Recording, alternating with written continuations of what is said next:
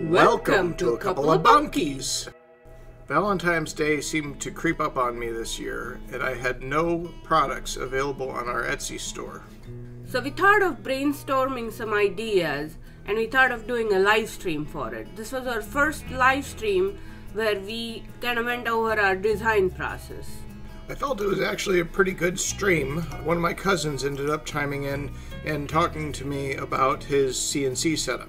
The link to this live stream that we designed these cutting boards is up in the right hand corner of the screen. Tim had some twisted boards that are way too twisted to use in other kinds of projects that need more precision, but we thought this might be a better project to use these boards, so he had to put them on a sled in order to plane them perfectly.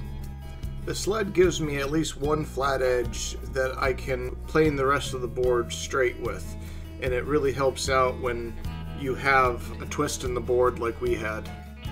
In order to put at least one flat edge on the boards, Tim went ahead and put them through a jointer and then went ahead and glued them with the same edge.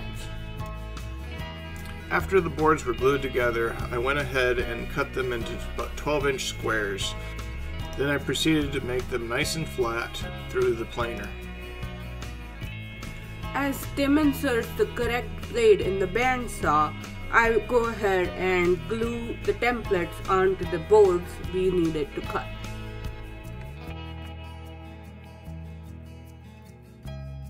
Now I go ahead and start cutting out the templates on the bandsaw. It is very satisfying to see the bandsaw cut the wood and have your template take the shape. This was basically me just following the line or just staying outside the line on the bandsaw so I can go ahead and touch it up later with the sander. After this point, we went ahead and sanded the now roughly cut cutting boards to the final shape. I left a 90-degree angle on all of the sides so I can go over it with a router bit later. Smaller details had to be sanded with a Dremel. However, cherry is one of those woods that leave burn marks after going through a high-speed machine. So we had to be very careful while sanding with the Dremel. And for some of the hard-to-reach places, I went ahead and used a chisel in order to try to scrape off the smaller areas. For the final nooks and crannies, we went ahead and hand sanded some of the areas that we saw problematic. After I was done with the hand sanding, I used an orbital sander on all the faces. We decided to put a round over on all of our cutting boards. So we took out our router table and started to put the round over very carefully. If you go against the grain in the cherry, it will definitely split. We soon realized that we had to take off the fence for the router table to get the roundovers all the way through. If you're enjoying this content, please like and subscribe. Also, don't forget to leave a comment and check us out on our social media pages. Links are in the description below. Also, don't forget to follow us on our new TikTok channel, Bunkies Woodworking. So after going over everything with the router, we went ahead and got rid of all the burn marks and sanded everything down to 220.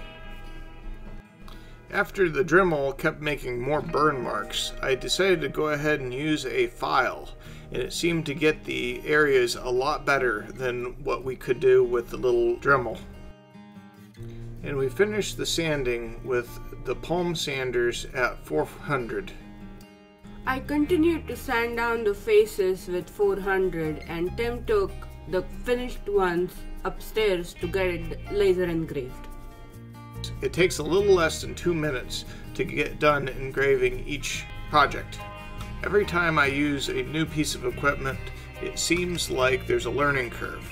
I feel that right now I really have it spot on where you can read the small print on our logo. Our supervisor likes to make sure that we are doing things correctly. In this case, he's observing Tim putting a cutting board oil on all of the cutting boards. The oil seemed to really make the wood grain pop when we put it on it, and it brought out a lot of the finer details in the wood and the beauty of the wood itself. All 4 of these different kinds of cutting boards are available on our Etsy store for sale. 2 of them are with handle and 2 of them are without. All of them have leather lanyard, so you can hook them to your fridge or any other hook in your kitchen. I think they are wonderful gifts for Valentine's Day or for couples to enjoy their Valentine's Day together. These projects really turned out just perfect and just in time for the holiday. And I love the fact that Aditi was able to help me in the shop, and we were both able to put our love into these little projects. A link to our Etsy store, where you can buy these, is in the link in the description below.